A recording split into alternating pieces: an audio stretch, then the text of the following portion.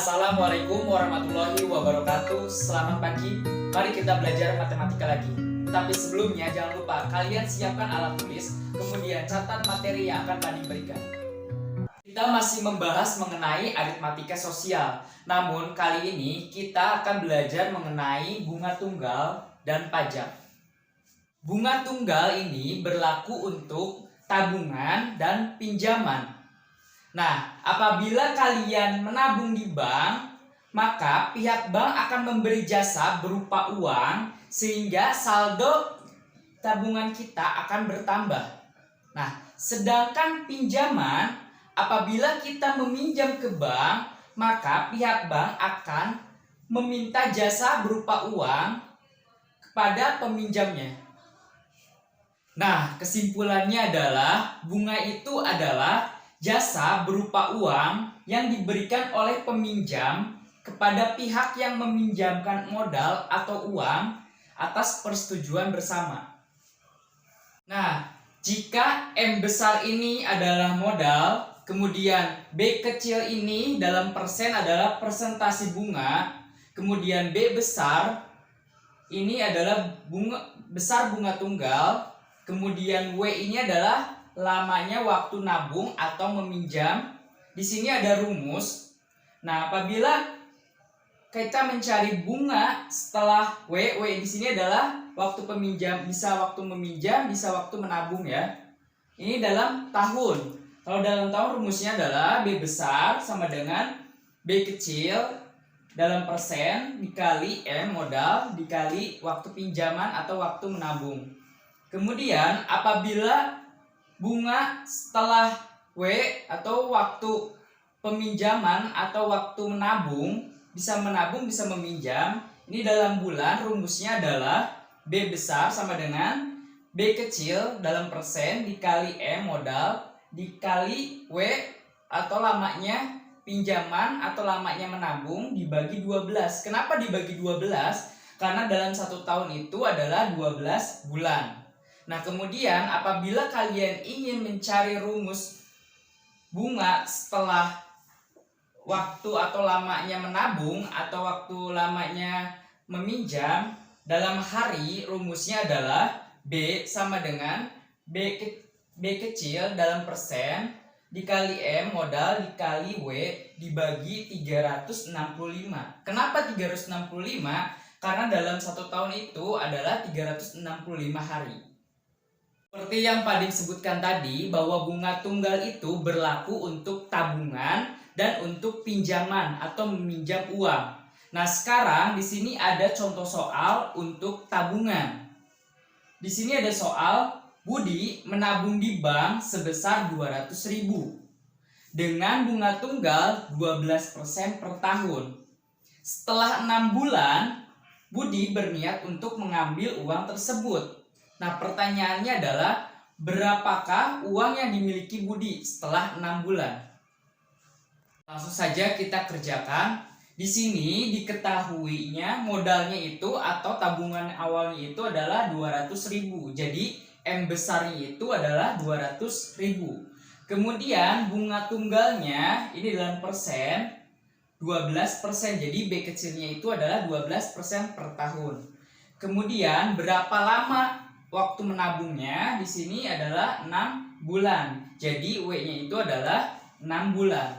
Nah, besar bunga yang diperoleh Budi setelah 6 bulan itu rumusnya adalah B besar sama dengan B kecil dalam persen dikali M modal kali W per 12. Kenapa menggunakan rumus ini? Karena diketahuinya itu adalah bunga per bulan di sini ya, bunga per bulannya. Kita langsung saja kerjakan. Masukkan B atau bunga dalam persennya itu adalah 12%. 12% itu sama dengan 12 per 100 dikali M atau tabungannya berapa? 200.000. 200.000 dikali W per atau dibagi 12. W-nya itu adalah lamanya menabung. Lamanya menabung itu adalah 6 bulan. Jadi 6 per 12. Kenapa ini per 12?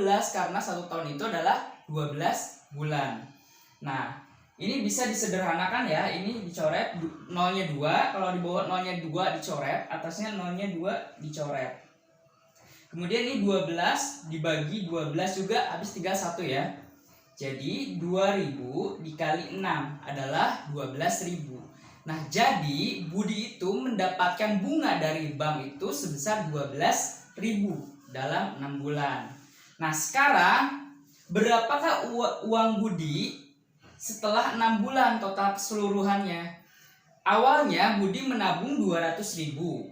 Kemudian ditambah atau mendapatkan bunga dari bank tersebut sebesar 12.000. Ya udah, 200.000 ditambah 12.000. Jadi uang Budi setelah 6 bulan yaitu 212.000. Nah, berikutnya adalah contoh soal mengenai pinjaman atau ketika kita meminjam uang ke bank. Nah, di sini ada Pak Anto meminjam uang ke bank sebesar 1.500.000 dengan bunga 15% per tahun.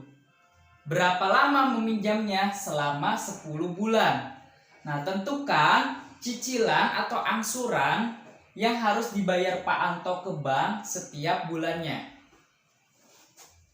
Langsung saja kita kerjakan soal berikut.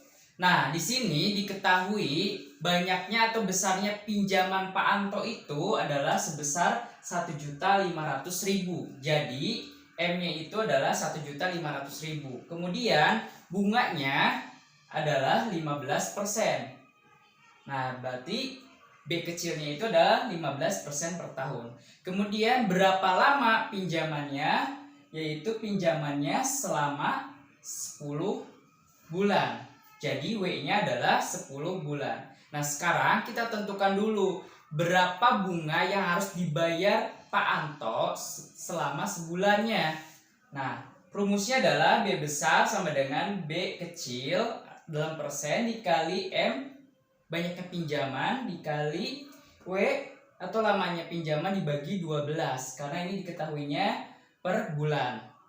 Nah, langsung saja kita masukkan B kecilnya itu adalah atau bunganya itu 15%, jadi 15 per 100 dikali M di sini adalah banyaknya pinjaman atau besarnya pinjaman sebesar 1.500.000 dikali W atau lamanya pinjaman 10 dibagi 12. Kenapa dibagi 12? Karena 1 tahun itu adalah 12 bulan. Nah, kita sederhanakan saja, ini bisa dicoret ya. Kalau di bawah nolnya 2, di atas juga nolnya 2 dicoret. Nah, kemudian kita langsung saja dikalikan 15 dikali 15.000 dikali 10, hasilnya adalah 2.250.000 dibagi 12. Hasilnya adalah 187.500. Nah, ini adalah bunganya saja yang harus dibayar Pak Anto ke bank. Nah, karena di sini pertanyaannya berapakah cicilan atau angsuran yang Pak Anto bayar tiap bulannya, berarti rumusnya adalah untuk mencari angsuran M banyak pinjaman ditambah B besar di sini adalah bunga tunggalnya berapa dibagi W lamanya pinjaman. Nah, langsung saja M-nya itu atau banyaknya pinjaman Pak Anto adalah sebesar 1.500.000. Jadi 1.500.000 ditambah bunganya berapa? 187.500 dibagi lamanya pinjaman yaitu 10 bulan. Nah, 1.500.000 ditambah 187.500 adalah 1.687.500. Kemudian dibagi 10 karena pinjamannya itu selama 10 bulan. Nah, hasilnya adalah angsurannya 168.750 per bulan yang harus dibayar Pak Anto ke bank. Seperti itu. Materi selanjutnya yaitu tentang pajak.